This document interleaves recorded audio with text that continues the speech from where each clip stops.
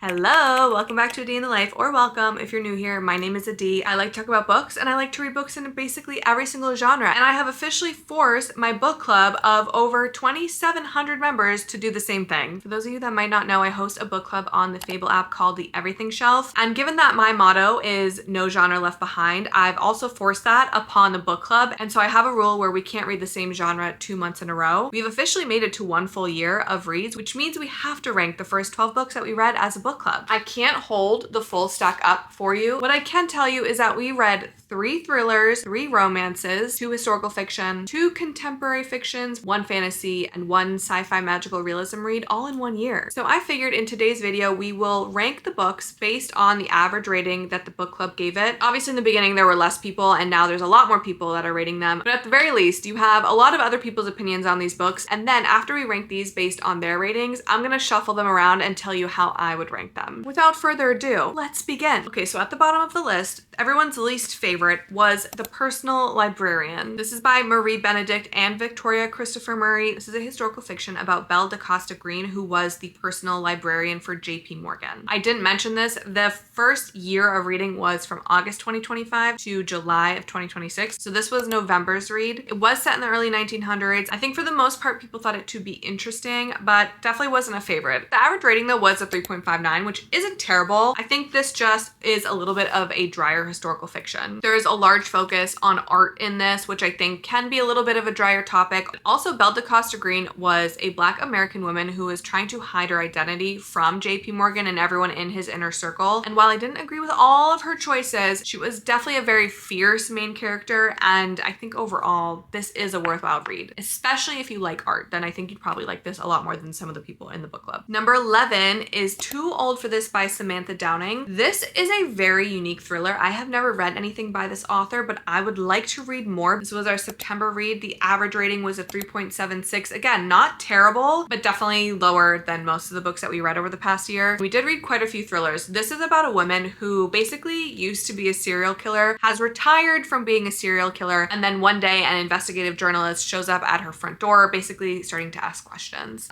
Shit hits the fan. This was a wild ride. Also, fantastic audiobook. That no one can argue with me against. The narrator did an incredible job. Okay, number 10 was A Witch's Guide to Magical Innkeeping. This was obviously our October read. Perfect time to read it. It got a 3.93 average rating. Honestly, not that bad. Right around 4 stars, which is pretty good. Now, this is by the same author of A Very Secret Society of Irregular Witches and not interconnected at all, but I think they are set like in the same world. It's about a witch who used to be one of the most powerful witches, and then I think she gets kicked out of like being a witch because she resurrected her aunt when she was younger, and that's not allowed. Now she runs a magical inn, obviously. There is an incredible cast of characters. There is romance in this. Another one where the audiobook was really, really good. All in all, I think the sentiment from most of the book club was that it was a little bit slower. It's a cozy read for sure. I think the audiobook is the way to go because it's kind of like listening to somebody tell you a bedtime story. I think overall though, most of us thought it was cute. I'm realizing it's very hard to describe these books without revealing my rating, so I'm trying really hard. At number 9, we have These Summer Storms by Sarah McLean. This was actually our first book club read. This was the only one that wasn't put up for a formal vote, although my Instagram followers ended up voting on it. If you haven't read this yet and you like rich family problems, chaotic family dinners, you know, that type of story, this does take place over Labor Day weekend, so I would highly recommend reading it during that time. I just feel like it's fun to read a book set at exactly the time that you're living in. Now, this book got a 4.03 average rating from the book club. So at this point from here on out, we're in pretty good territory. Honestly, you know what? The fact that almost all the books got 4 stars and even the lower ones are above 3.5, I feel like we've done pretty well. So this book is about Alice. She comes from a wealthy family that she hasn't talked to in a while, but then the father ends up passing away and they live on this secluded island off the coast of Rhode Island, and they're doing kind of like a memorial for the entire Labor Day weekend. So all of the siblings reunite on this island and they have to go through the father's will and what everyone inherits. It's a whole thing. There's a hot lawyer. The romance was good if you ask me. Some good spice, good tension. There were some different POV chapters sprinkled into this book. And also true to its title, it does have kind of like that rainy summer day vibe to it. At number 8, we have Good Spirits. Now this was obviously our December read for the Everything shelf, and it got a 4.04 rating. So literally just edged out these summer storms. This is a magical realism holiday romance, and it's between the Ghost of Christmas Past, although in this realm, I think there's a multitude of Ghost of Christmas Past. His name is Nolan. He's, I think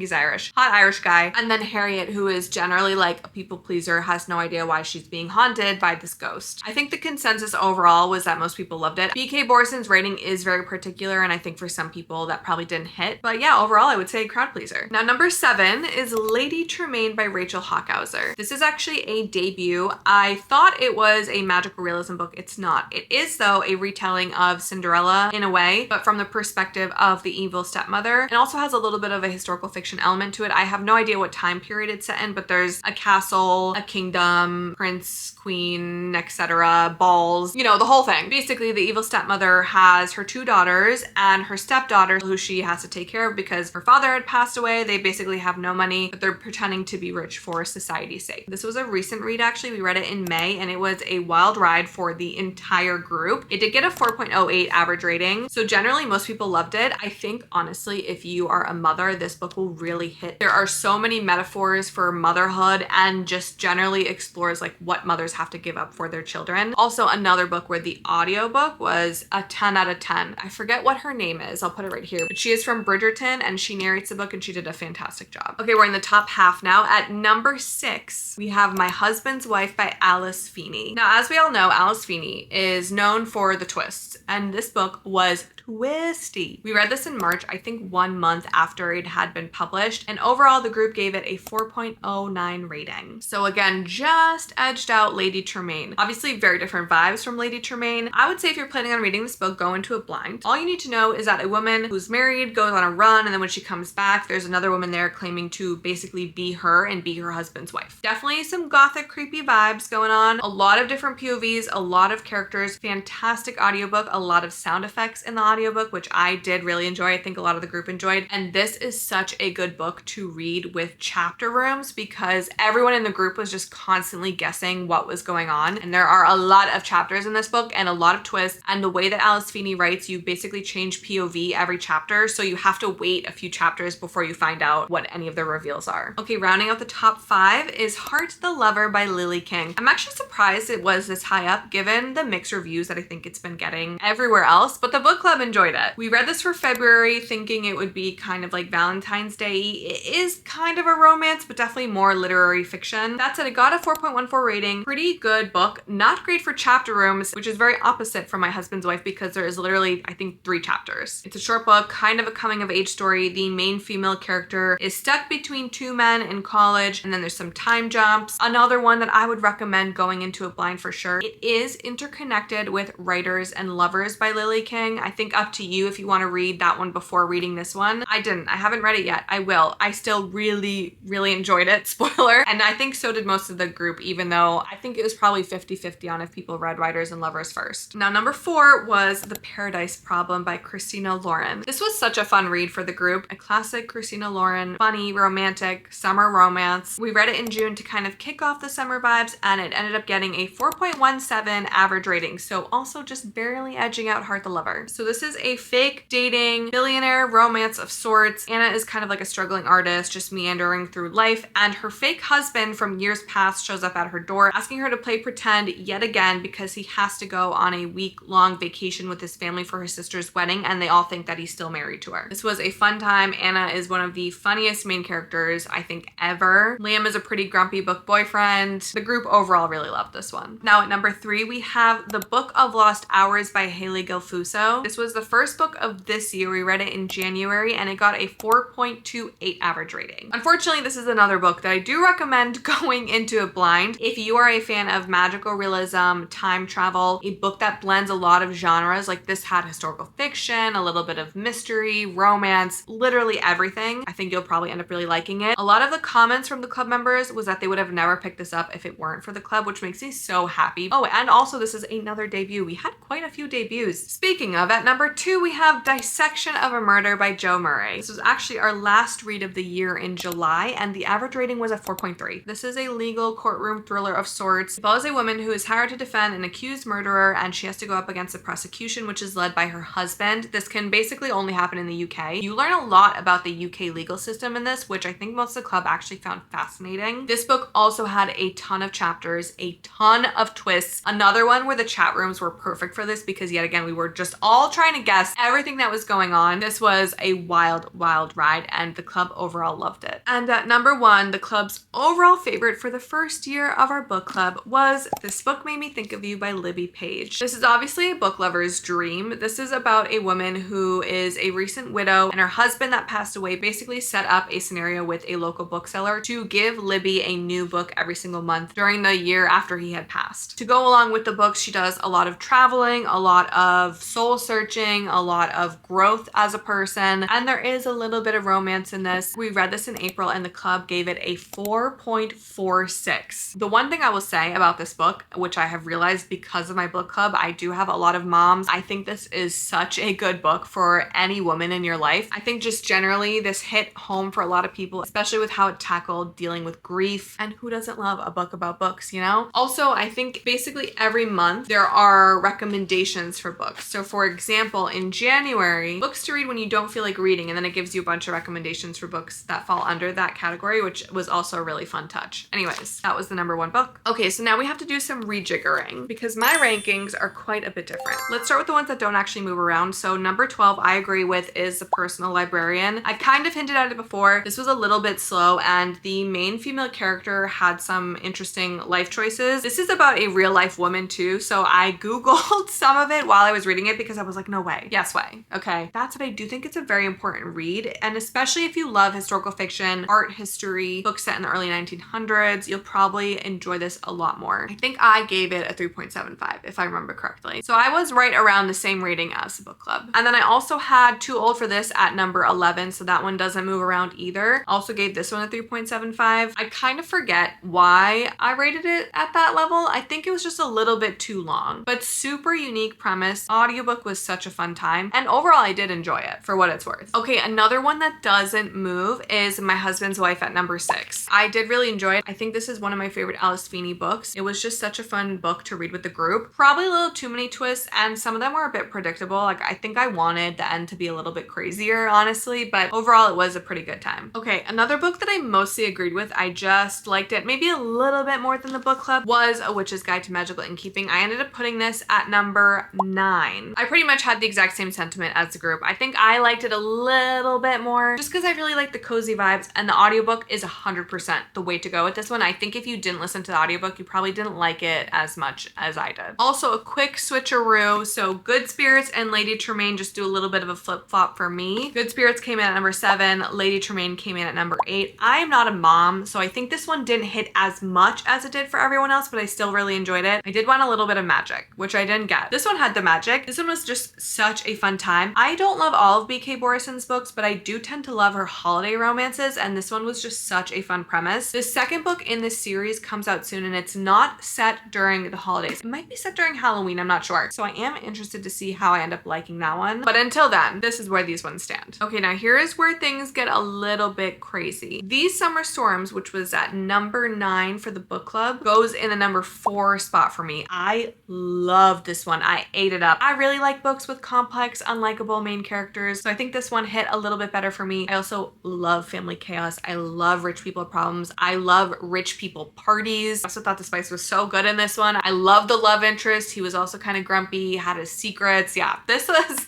a recipe for a perfect summer read for me. I think I ended up giving it 4.5 stars if I remember correctly. Now you might be wondering, Adi, what is in the number 10 spot? Because at this point we only really have the ones that were highly rated by the club. For me, number 10 goes to This Book Made Me Think of You. I feel like that's kind of shocking. I ended up giving this one a 3.75. I had a couple issues with the romance on this one, and I found it to be a little too cheesy for me. I don't have a high cheese tolerance. I don't really like my books to be on the nose with things, and this one just felt maybe a little bit too on the nose, which is sad because it does feel like it should have hit for me. I love books where the main character is kind of like on a road trip of sorts. She traveled all over. I love books about books. This one didn't hit as hard as it did for everyone else in the club. I don't know. Okay, we've got 4 books left, so I'm gonna go in order of how high they are. So at number 5, we have The Paradise Problem. I felt pretty similarly to the group with this one. I just bumped it down 1. I didn't totally buy into the chemistry at times. I felt like it was a little forced. I also feel like Anna, the main female character,